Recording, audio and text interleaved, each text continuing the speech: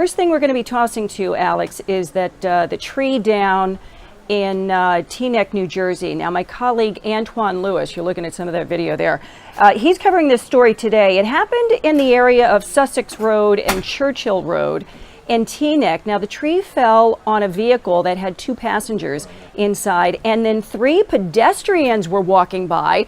They also got hit by part of the tree. Thankfully, injuries are not life-threatening, but you know, we've been hearing so much about this this year. I covered a couple of different things going on in New Jersey, where people have been hit by monster-sized trees. You know, when those storms just move in so quickly, the lightning, it snaps the trees, and suddenly you're driving by and it falls on top of vehicles, catching people by surprise. Some people have been hurt, other people sadly have been killed in these type of accidents. So happened again today. Thankfully, though, today not life-threatening. Antoine's going to have more of that for you tonight on the 5 o'clock news, so you're going to want to tune in for that one. We also have some sound from an official in Teaneck about this tree. Let's take a listen. This morning we had pedestrians walking here on the roadway, and unfortunately a large limb came off of a private tree here in Teaneck. Were they hurt? Was any? Yes, we had two injuries, non-life-threatening, that have been taken to the hospital. The tree appears to be it's on private property. Yes, there was a very large limb that fell off of the tree. It did come down and hit also a vehicle, a Tesla, with two passengers. The 2 people who were seriously hurt, where were they? They were walking, one on one side of the street closest to the tree, actually, and one on the opposite side of the street. All right, once again, that's an official from Teaneck, New Jersey. My colleague Antoine Lewis is in Teaneck. He's going to be covering that story for us. I think we're going to be getting a hit from him at noontime as well on Fox 5 News. So you're going to want to tune in for that. And then he'll be on tonight on the 5 o'clock news. Now, another story that we're working on here. My colleague Jessica Formoso. There's apparent corruption involving or at a Nassau hospital. Now, this is what I'm looking at here. Nassau University Medical Center is suing its former CEO over allegations of misconduct, self-enrichment, and sabotage. Now, again, Jessica Formoso here at Fox 5 is covering that story today. She's going to have much more on that story, a lot of details for you today, coming up on the 5 o'clock news. Another one, there is this street in Harlem that's actually referred to as the Sex Street. Now, my colleague Lisa Evers, she did a story on this because she was contacted. She went up to Harlem and she did a story on that. We're going to go to that in just a moment, but I just want to let you know what's going on there. Some residents and business owners in East Harlem are telling Lisa that they have seen open-air drug use and even people performing sex acts, broad daylight, out on the sidewalk and the streets. I know it's unbelievable. Seems crazy that something like that would be going on, but that's what they tell her is happening. Now, they say the NYPD has increased its response there, and they are thankful for that, but they say more officers are needed up there in order to deal with this extremely critical issue. Now, like I said, Lisa did a story on this, so we're going to take a listen to that right now. Go ahead. Residents and business owners here in East Harlem tell us they see open-air drug use and even sex acts on their streets and in public parks nearly every single day. And they also tell us they are seeing the police respond, but they'd like to see more. Bro, you good? You gotta wake up, man. This exclusive image and video, you can see what it looked like at 116th Street and Lexington Avenue when we first arrived. Drug use and users passed out, blocking the store entrance. A short time later, we saw NYPD officers responding to quality of life complaint calls and moved the individuals. There are plenty of calls for help. It really isn't safe. It's not safe at all, especially if you got people that's not using drugs at all. You gotta walk by here and you got young kids that's seeing it. No, it's not safe at all. Take a walk anywhere in the 116th Street to 126th Street corridor along Lexington Avenue, and you can see people shooting drugs, smoking K2, getting high, and passing out right on the sidewalk. But I done seen people fall out. I saved a couple people too, man. I be having Narcan and stuff. We got to help them sometimes. The NYPD says major crimes in the 25th precinct are down 14.45% so far this year, a major win. Yet the stubborn presence of local drug dealers and their daily user customers, who can also act erratically from the combo of chemicals, can be intimidating. When I go home, I walk home, I be seeing smoke, putting shooting up and they shooting up. I be telling them to get out the way. Like, this is sad. And have you seen people having sex in public? Yes, ma'am. Yes, ma'am. It's just disgusting. It's disgusting. This summer, the NYPD initiated quality of life teams to more quickly respond to residents' complaints. A few residents here tell us they are noticing a difference. I think that the NYPD, they're doing a good job of controlling the areas where the high crime is. And so I feel safe. The NYPD says that there has only been one 311 or 911 call for public lewdness so far this year. And they tell us that routine patrols are continually responding to the open-air drug use problem. In East Harlem, I'm Lisa Evers, Fox 5 News. All right, you know, this is New York. Anything can happen here in New York. But it's still unbelievable to think that people are having sex outside on the sidewalk in broad daylight. That's not acceptable.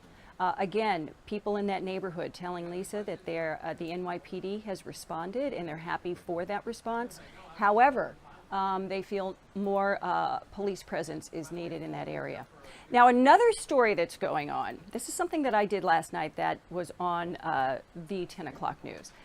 And City Council had passed two bills that would increase the salary for grocery delivery workers that work for companies like Instacart. And they wanted to raise the minimum wage to $21.44. By the way, the reason that they want that is because app food delivery workers, you know, people who work for DoorDash and Uber, they got that increase from the city. The mayor, that City Council passed it back in 2023.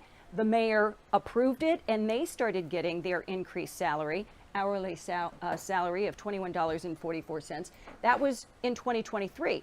However, the mayor yesterday vetoed the two bills for the grocery delivery workers. As you can imagine, they are outraged by this. City Council also very upset and telling us they are looking now into taking further steps. They say they have enough votes to override the mayor's veto. But anyway, I interviewed a woman who represents these workers. She says there's about 20,000 of them here in the city. And so let's go ahead, take a listen to that. To veto these two bills is a huge step backward and a betrayal to working class New Yorkers. Lahia Gualpa's organization represents about 20,000 app grocery delivery workers who deliver for companies like Instacart. 2 years ago, Mayor Adams approved a minimum wage of $21.44 for food delivery app workers like Uber and DoorDash, and grocery delivery workers want the same. We're talking about 20,000 New Yorkers who are being denied the ability to have a minimum wage like any other traditional worker who works in the city of New York. Last month, City Council overwhelmingly passed two bills, giving grocery delivery workers the same minimum wage as food delivery app workers. The mayor vetoed both bills. Mayor Adams saying he supports fair wages for New Yorkers, but he says now is not the time for implementing a minimum wage. He believes it would increase the cost of groceries for New Yorkers who are least able to afford it, including SNAP recipients, seniors, and people with disabilities who cannot just go to the grocery store every time they need food. However, Gualpa's organization and most of City Council do not believe a minimum wage for grocery delivery workers will increase food prices, and the mayor's vetoes are putting an unfair burden on those struggling workers. It would only make it harder for Black, brown workers to feed themselves, pay their rent, and provide to their families. Okay, now I am being told that City Council, again, has enough votes to override the mayor's two vetoes, and they plan on doing that when the full council meets again in September. So now we're going to have to wait and see. For right now, we're going to go to a break. When we come back, President Trump and Russian President Putin are still on schedule to meet for a major summit tomorrow in Alaska to talk about Ukraine and the Ukrainian war. Stick around, we'll be right back. Nice. Oh, yes. Oh, my God, it's just amazing.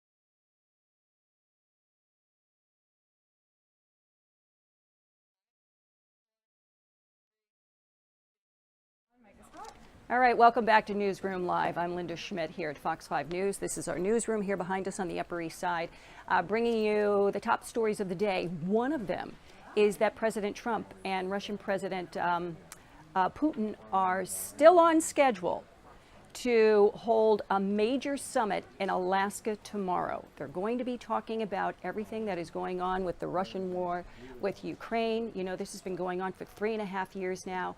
Hundreds of thousands of people on both sides have been killed in this war, and there has been widespread destruction. You have seen the video for the past 3.5 years.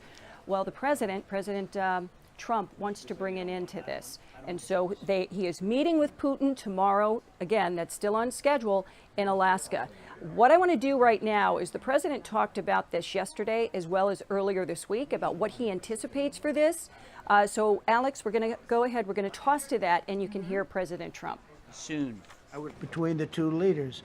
I was a little bothered by the fact that Zelensky was saying, well, I have to get constitutional approval. I mean, he's got approval to go into war and kill everybody, but he needs approval to do a land swap because there'll be some land swapping going on. I know that through Russia and through conversations with everybody to the good, for the good of Ukraine. Good stuff, not bad stuff. Also, some bad stuff for both.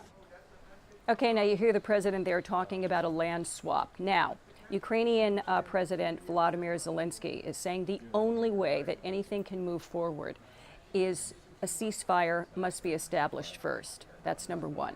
He was actually in England yesterday, and he met with the British Prime Minister to discuss the issues, because what is also going on here is that European leaders are somewhat feeling like they are being left out of the room here with this conversation, and they are afraid that President Trump will be working out some deals with Putin to benefit the U.S., and that would not be beneficiary to the European leaders. So that's also what's going on in the background here. We have some additional sound with the President Trump from yesterday, so we're going to go ahead and roll that now. At the table. It's the opposite. No. We had a very good call. He was on the call. President Zelensky was on the call. I would rate it a 10, very, very friendly. I know the leaders because I was at NATO, as you know. I took it from 2% to 5%, 2% that wasn't paid, 5% that is paid. which is trillions of dollars in defense capability. No, it was always going to be, I was going to meet with President Putin, and then after that, I'm going to call the leaders and President Zelensky. I'm going to call President Zelensky, and then I'll call, probably in that order, the leaders. There's a very good chance that we're going to have a second meeting, which will be more productive than the first, because the first is I'm going to find out where we are and what we're doing.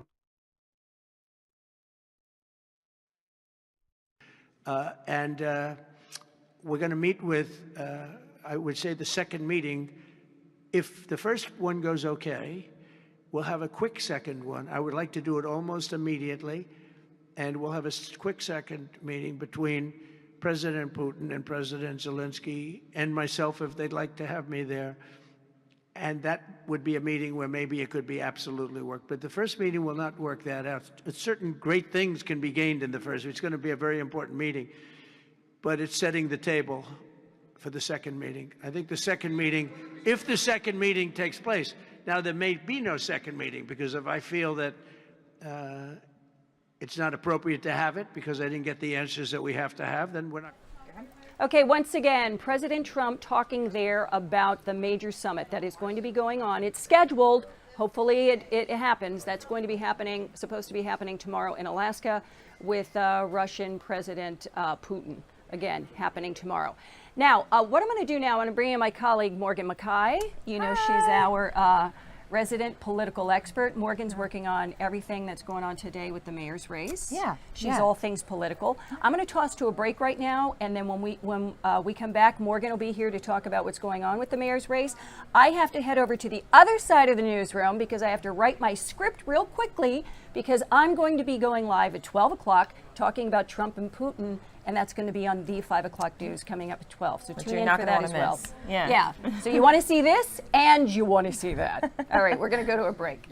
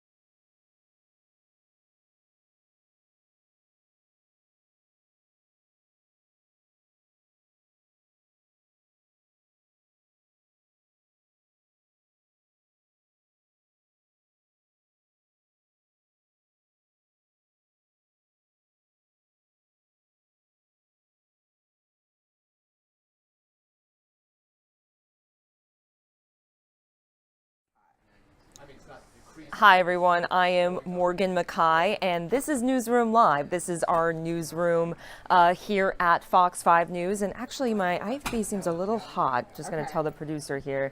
But yeah, so we have a lot of news kind of going on today. I'm happy to step in for Linda Schmidt, who is just giving you guys a rundown and everything that's going to be covered here. They are going to be doing a lot of stuff here in the noon newscast, so you're going to want to hang around for and make sure you tune in for. But I'm here to give you the latest on the mayor's race and everything going on there. So today we've got a lot of different events happening. Zoran Mamdani is right now going on a 5-borough tour to talk about President Donald Trump and his attacks on communities. That's how Zoran Mamdani is phrasing this. And so he's been going around. He's already hit up Manhattan. He went to Brooklyn, and then he went to Staten Island yesterday, where he was met with some protesters who were calling him names and telling him to go home and certain things like that. And he was just very open about just how, words like that can definitely hurt, but he is there to speak to everybody, not just Democrats. And he wants to bring in everybody into his message, his platform. He says that he has been speaking with Republicans who say that they have found similarities with some of his messaging. But he is going to be in the Bronx today. I'll be there with him at 3:30. And he is going to be talking with one of the senators there, Senator Gustavo Rivera, and they're going to be talking about some of the issues impacting the Bronx. Yesterday, they were on Staten Island talking about some of the issues impacting immigrants. And he is going to be, again, in the Bronx today. One of the big news that came out of yesterday's reporting is that apparently former President Barack Obama called Zoran Mamdani and spoke with him on the phone. And this comes as a little bit of a surprise because a lot of the Democratic establishment right now is not really jumping on the Mamdani bandwagon just yet. Governor Kathy Hochul, she's had some really nice words to say about Mamdani, but she hasn't endorsed him. She said that she would defend him against President Donald Trump, and she has against some of the attacks that he's launched against him. But she isn't really on the bandwagon yet to endorse him. But she has met with him. She has spoken with him. House Minority Leader Hakeem Jeffries, he also hasn't endorsed Mamdani, but he has met with him, says he likes his ideas, he likes his energy, but hasn't jumped on that Mamdani bandwagon just yet as well. And neither has, for example, Chuck Schumer, U.S. Senator Chuck Schumer, U.S. Senator Kirsten Gillibrand. None of these establishment Democrats are getting on the Mamdani bandwagon, but many are just praising his messaging and saying that he is attracting such a large group of people, diverse group of people to back him right now. So they are kind of looking at maybe, is there a way? Is it his message? Is it him? So a lot of conversations are happening. We also have Mayor Eric Adams, who is holding some events as well today. He is polling right now at 7%, so pretty much last in this latest Santa College poll. It has Mamdani in the lead ahead of the next candidate by 19 points. Mayor Eric Adams, he's kind of been at the bottom of almost every recent poll. He was polling at 7% behind the Republican candidate, Curtis Lewa. But he's been trying to ramp up his campaign. A source close to his campaign told me that they do plan to ramp up campaigning after Labor Day, because if you know New York, it gets a little slow during the summer. So they're saying they don't want to waste money now. They want to ramp up after Labor Day. He is today unveiling a new campaign office in Queens. Yesterday, he's doing that right now. Thank you so much. So he is doing that right now in Queens. He's unveiling a new campaign office, and he unveiled another campaign office just recently as well. So you're seeing him start to slowly ramp up his campaign. As you know, Mayor Eric Adams is a Democrat, but he's running as an independent in this race because of his now dropped criminal case. All of that was kind of coming to a head. He was almost having to go to trial just about during the time that it was a Democratic primary. So in his words, he says that he wanted to wait and run as an independent because he didn't have a chance to run the Democratic primary or really campaign. So now we're starting to see him ramp up his campaign. He was endorsed yesterday by former Governor David Paterson. Paterson endorsed Cuomo in the primary, but is now endorsing Adams here in the general election. He says that Adams has already proven that he can run the city, so might as well let him keep doing it. He also today, Adams, is releasing proposing a new bill for state lawmakers. So it would require the state lawmakers up in Albany to pass it. But he's proposing a new quality of life bill today that would involuntarily commit people who are struggling with substance use disorder and allow medical professionals in hospitals with court approval to mandate treatment for people struggling with addiction. So you'll see often, or not often, but occasionally at least on the subway, it might be often depending on what line you ride, but you see people maybe struggling with mental illness. You might go into some neighborhoods, see people, leaning and having, substance use disorders, and you can see just very clearly that they're on drugs. So this is Adams' proposal to kind of involuntarily commit some of these people into hospitals. It will be a really heavy lift. I don't know if state lawmakers really have the appetite to do something like that right now, but this is definitely something that he's trying to propose during the election year to kind of angle himself as definitely the public safety, quality of life candidate. Now, former Governor Andrew Cuomo, he's also in the race. He's polling about second right now at about 20% or so behind Mamdani.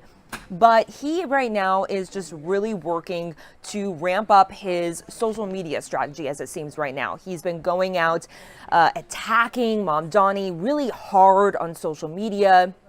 He's been we're pretty much responding to almost everyone on social media. I even thought for a while, I thought maybe it was a Gen Zer, then I thought maybe it was AI, because some of the words and phrases that they were using were a little interesting, let's just say.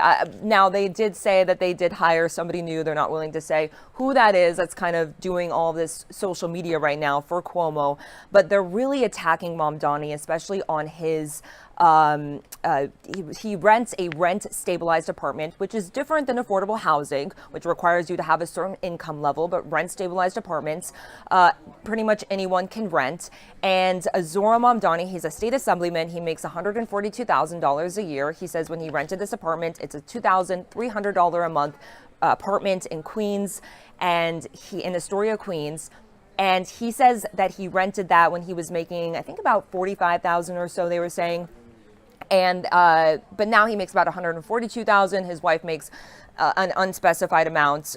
But since he has wealthy parents, Cuomo has been really attacking him, saying that he shouldn't be allowed to live in this rent-stabilized apartment. Now, from about 1994 to 2019, there was a sort of means test that Cuomo is proposing right now for rent-stabilized apartments. But Cuomo got away with that in 2019 when he signed a law that included a lot of tenant protections, including getting rid of this means test that would deregulate rent-stabilized apartments if the people living in there, the tenants, are making above a certain threshold. So he's actually the one who got rid of the law that he's now proposing for Zohran Mamdani. It also wouldn't even apply to Mamdani, since it would apply to tenants who would leave their apartment for the next lease. So it's a little bit of a wonky bill. He's definitely trying to get attention, trying to hit hard affordability. That's Zohran's message. So that's exactly where he's trying to hit him right now. Cuomo, meanwhile, is a multimillionaire who's living in an $8,000 a month apartment in Midtown Manhattan. But Cuomo has only held really 2 press conferences since the primary, and they were all up on a table, on a podium, with a PowerPoint behind him. He said he was going to be really out there mixing with people, but we haven't really seen it yet. So we're kind of waiting to see. He hasn't held any events this week. And then Curtis Lewa, he is polling at 3rd place right now. He is getting a lot of attention from Republicans. He's getting a lot of attention from even some moderate Democrats who think that his message is coming across really clear to them. He has been really going out, trying to reach out to people, and he has been hitting the subways. He went to go see, this is our interview on Friday, where we talked about his relationship with President Donald Trump. He went to the Chainsmokers over the weekend. It's a EDM, a DJ. He went to the Under the K Bridge and went there. So he's been really trying to go out and just mingle with people, talk with them. And he got a key endorsement as well just recently from Congresswoman Elise Stefanik, who will likely be running for governor next year. So we have all the latest news and headlines on our noon show today. So you're going to want to definitely check that out. And thank you so much for having me. And I'll see you guys next time.